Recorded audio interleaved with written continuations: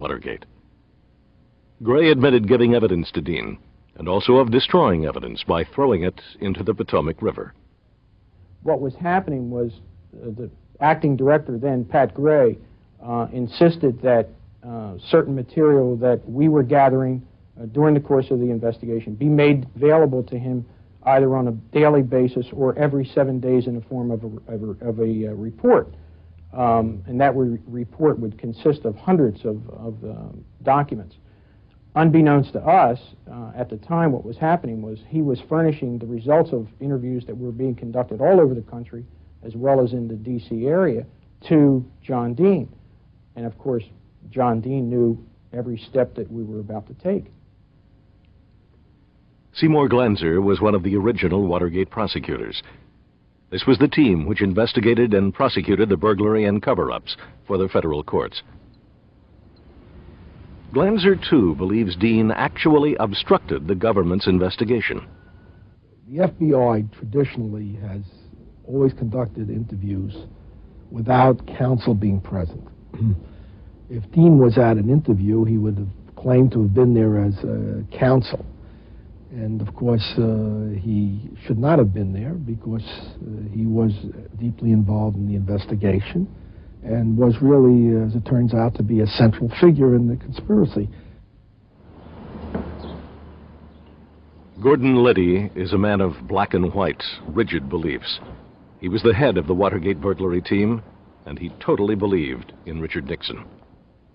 Liddy's refusal to talk to the prosecutors and the Senate Watergate Committee earned him the longest prison sentence of any of the Watergate defendants, 5 years and 4 months, a longer term than some rapists.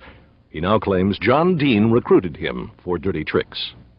I was recruited for the entire Watergate operation by John Dean.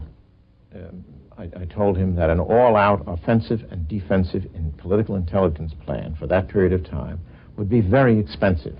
And Mr. Dean then said, "How about $500,000 for openers?" And I said, "That's approximately correct, because it will probably take a full $1,000,000 by the time you're through." And he said, "There's no problem in that kind of money." Sam Irvin, the chairman of the Special Investigating Committee, pounding for order, and the second day of the hearings. The Watergate Committee gave John Dean immunity from prosecution for his testimony because of his apparent cooperation with them. The reliance on Dean's evidence skewed the investigation. It shifted the focus away from the motive for the break-in to the issue of the president's involvement in the cover-up.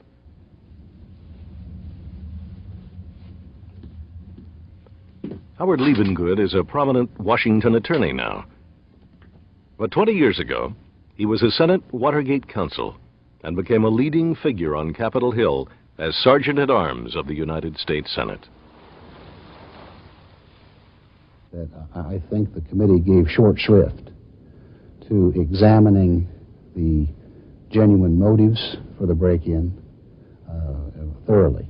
They sort of accepted the story that this was purely a political operation, that it was designed to target Larry O'Brien, etc., and didn't focus on the details of the actual break-in and its motives.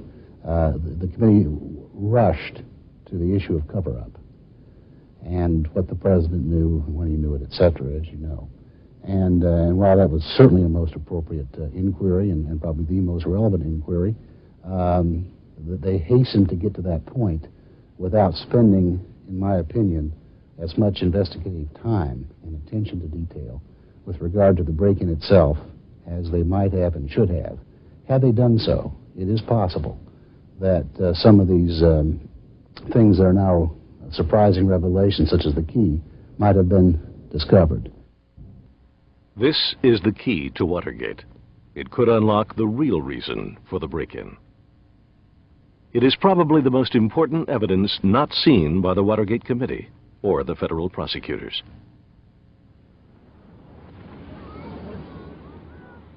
Astonishingly, its existence was not even known about until recently. For 20 years, it had been buried at the National Archives. It looked like an ordinary key, and it is. It is the key to the desk of a secretary at the Democratic National Committee. A key that may have been able to unlock vital secrets inside that desk. It was found during the arrest of the burglars, when one of them risked his life to hide it. What makes this even more mysterious is that this particular plumber was one of the CIA's most highly trained experts in illegal entry. He knew the consequences of reaching into his jacket pocket, the likely place for a weapon, as 3 nervous cops had their guns drawn on him. Now, 20 years later, some of the people most directly involved in the Watergate investigation, with access to all evidence in the case, even secret testimony never revealed to the public, are shocked that they never knew anything about this key and the circumstances under which it was discovered. I didn't know anything about that key. I've only heard about it since I spoke to you last. It's a surprising thing to me, and I understand that there may be some other theory linked to that key and so forth. The Senate Watergate Committee, which spent months on public hearings and its own classified investigations, also knew nothing about the key. It was as much in the dark about this vital piece of evidence as the Watergate prosecutors. I think the existence of the key itself is one of the most important new elements of information, items of evidence, to come to my attention at least. Counsel, call the first witness. Yes, is it Officer Schaffler? Detective Carl Schaffler, a plainclothes intelligence officer, was one of 3 arresting policemen during the Watergate break-in. I really do believe, as simple as this may sound, we wouldn't be sitting around again with all the puzzles and all the mysteries had we taken the time to find out exactly what that key would lead us to. And obviously it was overlooked. And what particular outfit or unit were you assigned to? 2nd District Tactical Squad Unit. It was Schaffler who actually found the key.